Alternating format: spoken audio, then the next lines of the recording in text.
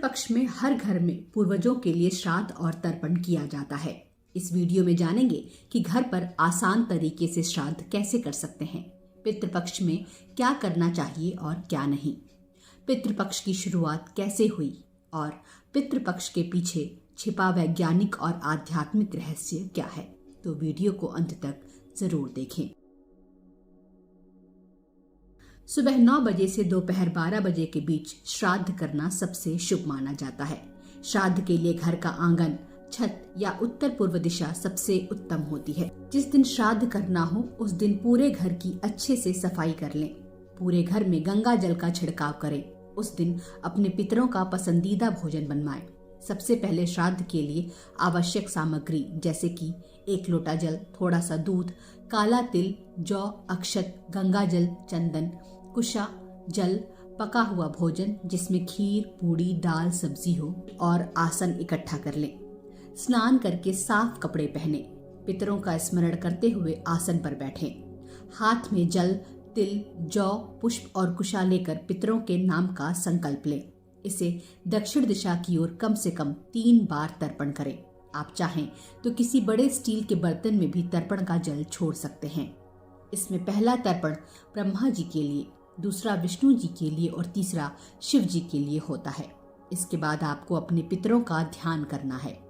जिनका तर्पण करना है उनका नाम, गोत्र और अपने परिवार के गोत्र का नाम लेकर हाथ में जल लें और 3 बार अंजलि दें। आप जिनके भी नाम का श्राद्ध करना चाहते हैं ऐसे उन्हें 3-3 बार तर्पण देंगे। तर्पण देते हुए ओम पितृ देवताय नमः मंत्र का जाप करते जाएं।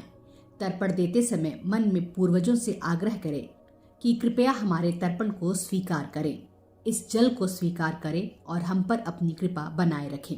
इसके बाद से जितना भी जल बचे उसमें कुशा डालते हुए इसे किसी ऐसी जगह प्रवाहित कर दें जो पवित्र हो, जैसे कि पीपल के पेड़ के नीचे आप इसे डाल सकते हैं। इसके बाद अपने पितरों से प्रार्थना करें कि वो इस पितृपक्ष में हमारे घर में पधारें और हमें अपना आशीर्वाद प्रदान करें, साथ ही हमारे पितृदोष को दूर करें।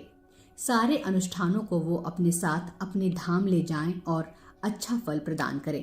पितरों से निवेदन करें कि आप जिस भी योनि में हैं, मेरे द्वारा परोसा गया भोजन जरूर प्राप्त करें और मुझे और मेरे परिवार को आशीर्वाद दें। श्राद्ध भोज में ब्राह्मणों और जरूरतमंदों को भोजन कराया जाता है।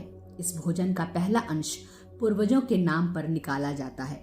पितरों को अर्पित करने वाले इस भोजन के 5 अंश निकाले जाते हैं जो गाय, कुत्ता, चींटी, कौवा और देवताओं के लिए होते हैं। माना जाता है कि हमारे पूर्वज इन्हीं पशु पक्षियों के माध्यम से हमारे पास आते हैं और इस भोजन को ग्रहण करते हैं।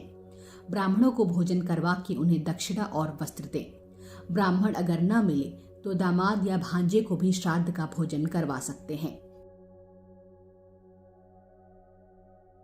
पितृपक्ष में कोई भी नया सामान खरीदना अशुभ माना जाता है। नई गाड़ी, नया घर, कपड़े, गहने या घर का कोई भी फर्नीचर इस दौरान नहीं खरीदना चाहिए। श्राद्ध पक्ष में सिर्फ पूर्वजों को अर्पित करने वाली चीजें ही घर लाई जाती हैं। पितृपक्ष के दिनों में कोई भी शुभ काम जैसे कि शादी, सगाई, नामकरण, मुंडन, गृह प्रवेश या किसी नए बिजनेस की शुरुआत जैसे काम नहीं करने चाहिए। बाल और नाखून नहीं कटवाने चाहिए। पुरुषों को दाढ़ी बनवाने से बचना चाहिए। पितृपक्ष में शुद्धता का खास ख्याल रखना चाहिए। इस दौरान घर को साफ सुथरा रखें और साफ सुथरे कपड़े पहनें। पितृपक्ष में सात्विक भोजन ग्रहण करना चाहिए। इस दौरान वस्त्र का दान करना चाहिए और दक्षिणा देनी चाहिए। गौ सेवा करें और पक्षियों को दाना डालें। मांस, मदिरा और तामसिक भोजन नहीं करना चाहिए। पितृपक्ष में कुत्तों को रोटी खिलाना अच्छा माना जाता है। इस दौरान अपने घर की छत पर कौवों के लिए भोजन रखना चाहिए। पितृपक्ष में हर दिन दक्षिण दिशा में पितरों के नाम का 1 दीपक जरूर जलाएं। इससे पितृदोष खत्म होता है। माना जाता है कि पीपल के पेड़ में पितरों का वास होता है, इसलिए पितृपक्ष में पीपल के पेड़ में जल अर्पित करना चाहिए। पीपल के पेड़ के नीचे सरसों के तेल का दीपक जलाकर पितरों का ध्यान करना चाहिए और उनसे अपनी गलतियों के लिए क्षमा मांगनी चाहिए।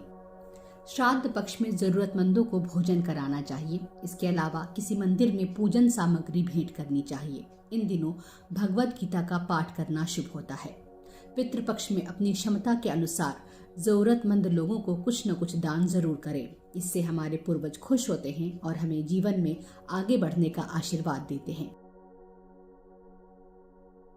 ऐसी मान्यता है कि पितृपक्ष के दौरान मृत्यु के देवता यमराज हमारे पूर्वजों को मुक्त कर देते हैं ताकि वो धरती पर आकर अपने परिजनों के श्राद्ध कर्म और तर्पण को ग्रहण कर सके।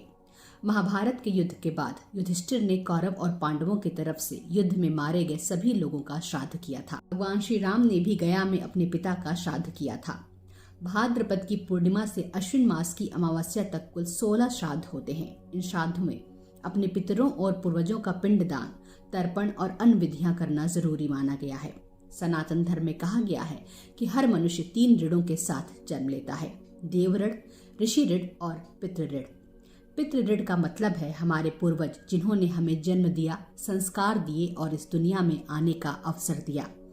महाभारत और गरुड़ पुराण में कहा गया है, श्राद्ध न करने पर पितर अन्न विहीन रहते हैं और जब पितर तृप्त होते हैं तो वंशज को सुख, धन और संतान का आशीर्वाद मिलता है। इसलिए पितृपक्ष को पितरों का महापर्व कहा जाता है।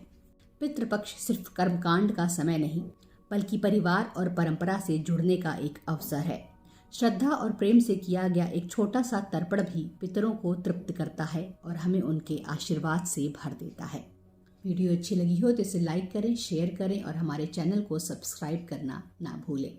धन्यवाद।